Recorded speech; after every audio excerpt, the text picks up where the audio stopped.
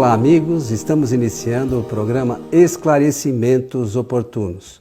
Esse programa é uma realização da Sociedade Espírita Francisco de Assis, casa sediada na cidade de São Paulo. E sempre conosco Milton Felipe. Tudo bem, seu Milton? Tudo bem, muito obrigado, amigo Coelho. Estou muito contente no início desse novo programa, Esclarecimentos Oportunos, cumprimentar a todos, desejando-lhes que os bons espíritos nos ajudem sempre e agradecendo também a parte técnica nossa que dá sempre um apoio para que nós realizemos a contento o nosso trabalho. Muito bom, seu Milton, muito bom mesmo. Mas vamos aqui à nossa indagação de hoje. Diz assim este nosso amigo: como entender as palavras de Jesus referentes à fé que transporta montanhas? E onde a gente pode encontrar na doutrina espírita as referências sobre isso? Eu estava pensando, primeiramente, nesse detalhe, porque é que se nós falarmos assim, olha, como entender a pergunta feita por Jesus, ou as palavras, nós aí temos que nos reportar ao Evangelho segundo o Espiritismo, onde Kardec inclui essa lição de Jesus de Nazaré. Está no capítulo 18, não é? 19. E é um capítulo excepcional, ele é brilhante. O Coelho sempre diz que o Espiritismo é uma doutrina de ordem prática. Quer dizer, nós temos que aprender na teoria, mas aplicar logo em seguida, não é verdade? Se nós fizermos sempre isto, nós teremos aí um combustível para a nossa vida, porque essa lição é uma lição que vai não apenas merecer o nosso cuidado de observação, mas vai demonstrar o quanto nós podemos fazer em nossa existência. Eu começo, ele pergunta como podemos entender as palavras de Jesus. As palavras de Jesus, partindo de um fato natural, é um feito, um acontecimento. A coisa aconteceu como um pano de fundo, então desse acontecimento Jesus extrai um conceito para ensinar. Então é um ensinamento de Jesus que não é parabólico, porque aconteceu. E o que aconteceu? Aconteceu que Jesus estava passando, eu estava ali no meio de uma multidão, ou próximo dela, com os seus discípulos. Olha, com seus discípulos, esse aí é importante, temos que fotografar a imagem lá, né? Juntamente com seus discípulos, e saiu do meio da multidão um homem que, atormentado, choroso, que se ajoelhou diante de Jesus. E o que esse homem fez? Primeiro ele relatou um acontecimento, e depois ele faz um pedido para Jesus. O acontecimento, ele diz assim: Senhor, tende piedade do meu filho que sofre muito. Era um rapaz. Ele sofre muito, porque ele está perturbado. Tem hora que ele cai na água, tem hora que ele cai no fogo. Você lembra disso bem, não é? Então, o homem, primeiro ele relata um acontecimento, e depois ele faz o pedido para que Jesus faça alguma providência, tome alguma providência, a fim de minimizar o sofrimento do filho. É um pai vendo um filho sofrer e também sofrendo.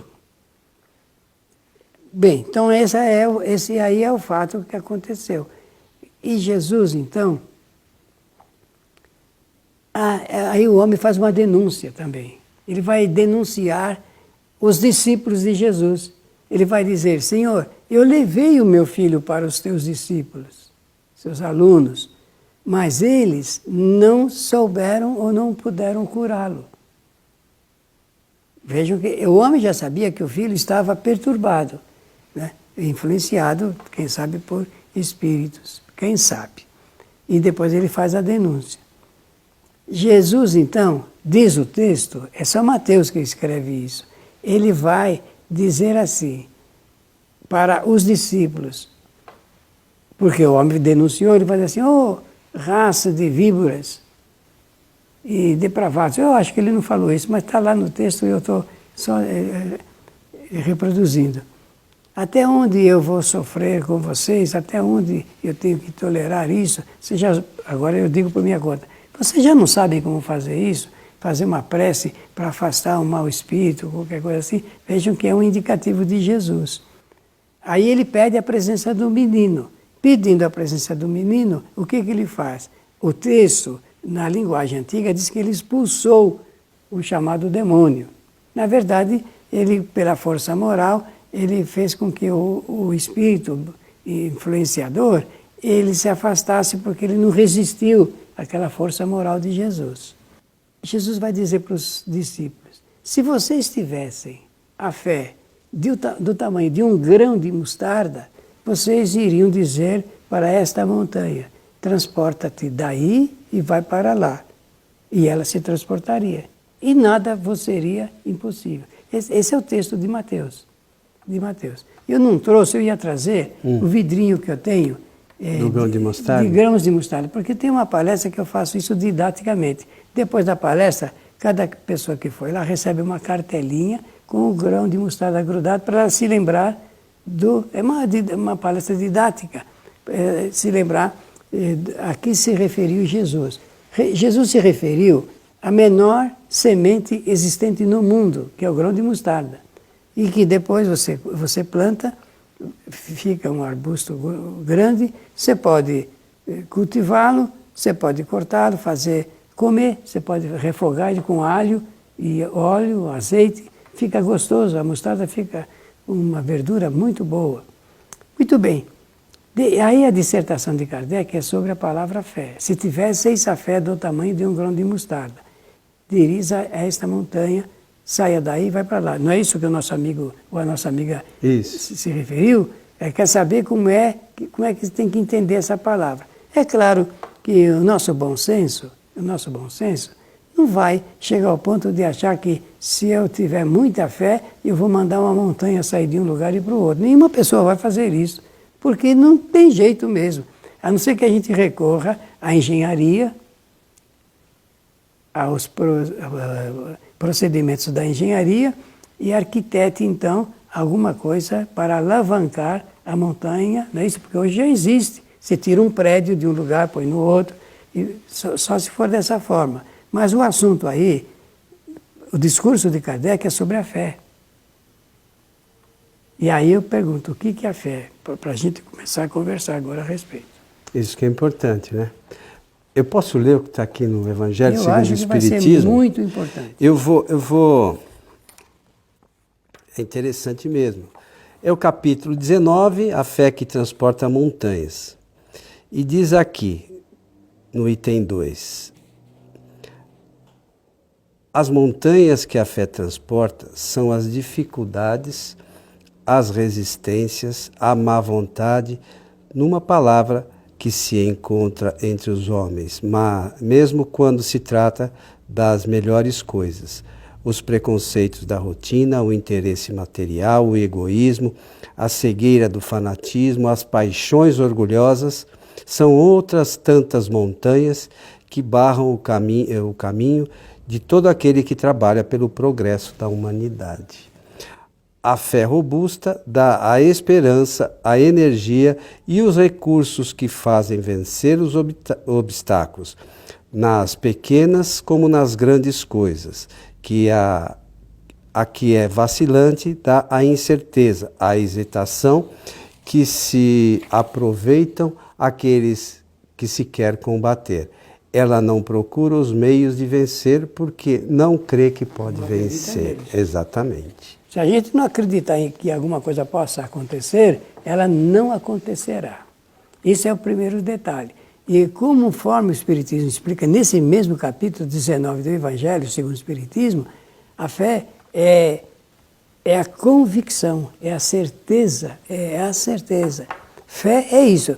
Primeiro é convicção, depois é a certeza. E no terceiro degrau que Kardec estuda, são os meios pelos quais a gente estabelece um programa de ação para chegar até o objetivo que a gente quer. Então, fé para o Espiritismo não é só fé, dessa fé ínfima, que fenece, que desaparece, que ora tem e ora não tem, porque tem gente que fala assim, eu acreditava em tal santo, agora não acredito mais, porque eu não consegui a graça para resolver os problemas. Fé não é isso. Fé é uma convicção que o homem tem na certeza da vida, do valor da vida, da importância da vida. E sabe que ele tem essa força interior capaz de movê-lo para atingir aquilo que ele deseja. Só chega à vitória aquele que tem essa convicção e essa certeza interiores. E a fé passa pela razão e pelo conhecimento, né, meu? Com toda certeza. É isso que a gente, acho eu, que deveria pensar um pouquinho. Às vezes o pessoal tem uma fé assim, eu acredito, porque Deus vai... Como assim? Do nada. Imagine assim, eu não posso acreditar numa coisa que é impossível. Vamos imaginar, vamos pensar um absurdo. Uma pessoa que não tem o braço. Eu tenho fé que o braço vai nascer ali. Pode acontecer isso? Não. Então a gente tem que raciocinar, tem que pensar. Veja bem, como é que as coisas são? Olha, a minha vida eu estou numa situação completamente perdido, não sei o que eu faço. E você está buscando meios para fazer isso? Está fazendo o quê? Né? Então, eu vou ter fé. Eu tenho fé. Sabe, essa fé tem que ser uma coisa ativa. Isso não mesmo. pode ser uma coisa simplesmente de eu achar que Deus proverá, que o Espírito Santo vai fazer. Isso não existe, não vai acontecer nunca. O Espiritismo trabalha com a razão. Eu vou não sei aonde que eu vou ser curado. Por quê? Quem não puder ir lá não vai ser curado. Tem sentido? Não. E eu vou só adicionar uma pequena coisa, palavra no que você está dizendo. Nós precisamos ter em mente que se o homem... Isso é uma figura de expressão, viu, meus amigos? É uma figura de expressão. Se o homem tem problemas, internamente ele também tem as soluções. Sim, mas basta que a gente busque, né? Mas ele tem que movimentar isso. Então, se a gente não buscar... E você falou num outro programa anterior aí, as coisas relacionadas à prática, o conhecimento tem que preceder a prática. Então a gente tem sempre que buscar o conhecimento. Porque se eu não tiver conhecimento de algo, olha, eu quero que esse livro se transporte para lá. Não vai acontecer isso assim. A não ser que a capacitação... Então a gente tem que ter conhecimento. Eu tenho fé que vai acontecer, mas por que você tem fé? Tem que ter conhecimento. Então por isso que Kardec sempre insiste nas coisas relacionadas com a razão, né? E isso não é só da cabeça dele, é dos espíritos superiores. Sim. Né? Que trouxeram essa informação. Então, as coisas da fé que transporta montanhas têm a ver com a nossa vontade, né, Milton? Olha, Jesus fez ele participou de toda essa situação e depois ele vai inferir daí ou dessa situação o que há de melhor para explicar as coisas. Porque o relato mais valoroso do que está narrado por Mateus é o fato dele depois chamar o menino e ele ter uma ascensão moral sobre o espírito que o estava incomodando. Tanto que, no final, Mateus diz o seguinte, e o homem e o menino foram embora porque realmente ele, menino, já estava bom. Mas como de repente? É que esse é um mecanismo de influenciação e ele sabe como fazer isso. Nós não temos essa digamos, possibilidade momentânea, imediata. Claro que a gente também pode chegar lá, pode fazer, demora um pouquinho mais. Se com Jesus demorava 5 minutos, conosco vai demorar 5, 6 anos, não tem importância. Mas a gente vai conseguir desenvolver o potencial para lograr o intento que é a cura. A cura, neste caso, é o afastamento do espírito que estava infernizando o garoto. Mas para quem, para um observador desatento, Isso é um milagre. Sim. E, na verdade, é efeito de causas. Não existe coisa que esteja fora das leis naturais. Porque se for milagre, a gente tem que entender, sabe? Eu insisto com isso. E uma vez até aqui na nossa casa, a pessoa ficou meio chateada. Se fizer o milagre com você e não fizer com o Bruno, que é o nosso técnico que está ali, Deus seria justo? Aí não. Entendeu? Então, se Deus é justiça, né, bondade infinita, por que cura o Milton, por exemplo, e não cura o Bruno e não cura o Coelho? Né? Então, existem algumas crenças que as pessoas... não, eu tenho fé que vai acontecer. Mas por que você tem fé? Como é que você acha que isso vai acontecer? Como é que isso pode se dar? Do nada é que não pode ser. Realmente, do nada não pode acontecer nada, né? Do nada só vai dar nada mesmo, né? Não se tira nada, se tira nada. Então esse capítulo, ele é muito importante porque didaticamente Kardec vai fazendo referência a essa força poderosa que nós chamamos fé e que não sabemos traduzi-la muito bem. Tanto que em cada ramo filosófico ou religioso existe uma interpretação do que seja fé. As pessoas, inclusive, dizem assim, tenha fé em Deus. E eu pergunto, como é que uma pessoa, sem nunca ter conhecido Deus, pode ter essa fé pretendida? Não dá para a gente falar assim. O Espiritismo, agora mesmo, o Antônio Coelho Filho, lembrou-se de que se trata de uma doutrina racional. Ela é humanista, racional, e pretende melhorar o homem, melhorando o nível do seu conhecimento espiritual.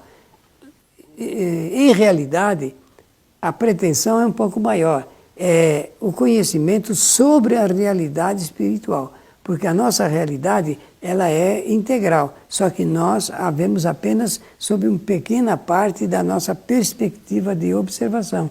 A gente só vê uma pequena parte, tanto que nós não sabemos explicar o que é. Eu digo nós, os seres humanos, na maioria, não sabe explicar o que é a fé, o que é a fé verdadeiramente. Jesus, em várias lições, ele chama o assunto para, de alguma maneira, traduzi-lo por uma informação, um esclarecimento e uma conscientização das criaturas sobre essa matéria. Então, eu quero só fazer o resumo.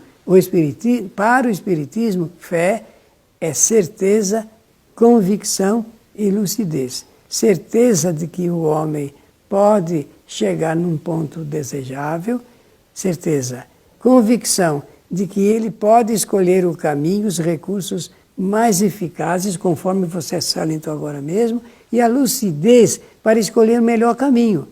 A lucidez é para escolher o melhor caminho. Não adianta ter a certeza e a convicção se não tiver a lucidez. E não adianta ter lucidez e se você não tiver a certeza e a convicção. Mas tudo isso passa pelo conhecimento. Mas natural, é disso que nós estamos falando. Né? O conhecimento que a gente tenha das coisas é que vão nos dar essa fé, né? A gente Racional. acreditar nisso ou não. Né? Eu vou, não sei, o passe, por exemplo. A maioria dos espíritas não sabe, não, mas eu vou lá, vou ser curado. Mas como assim? Como é que funciona? Não, então, ninguém sabe. E é preciso saber. É preciso saber. É preciso saber, porque se é uma transferência de bons fluidos, fluidos salutares, reconfortadores, sustentadores, apoiadores e curadores, então eu tenho que saber como assimilá-los, retrabalhar esses bons fluidos interiormente, retrabalhar, dando a eles uma maior condição com o meu pensamento. Sendo assim, eu faço um agasalhamento, existe essa palavra? Não sei. Então eu estou criando um agasalhamento dessas condições para segurar isso, porque não é possível receber o passe e logo, que são bons fluidos, é transferência, e logo em seguida fazer com que eles saiam, se esvaiam. Isso não... Isso não é de bom senso. O que o Milton está falando eu vou no centro espírita buscar bons fluidos, recebo os bons fluidos, os espíritos trabalham tudo isso para nos auxiliar, a gente sai indo para casa, já os pensamentos estão com bobagem, vou direto para o bar, cada um faz o que quiser, mas não combina. E depois não pode queixar-se, é não, isso que não pode. Aí eu estou tendo fé num milagre, algo que é impossível de acontecer. Os espíritos ajudam muito. Os fluidos nos ajudam, os bons fluidos, muito. Mas como o Milton falou, a gente tem que estar receptivo, nos preparar para isso. Isso mesmo. Que isso é que faz a diferença. Mas a gente precisa entender. Capítulo 14 de A Gênese, os fluidos, senhor. É isso? O importante é ler 11, 12, 13, 14 e 15. Aí sabe, de A Gênese. Vai dominar o assunto. Tem que estudar, né? Tem que estudar. É isso aí.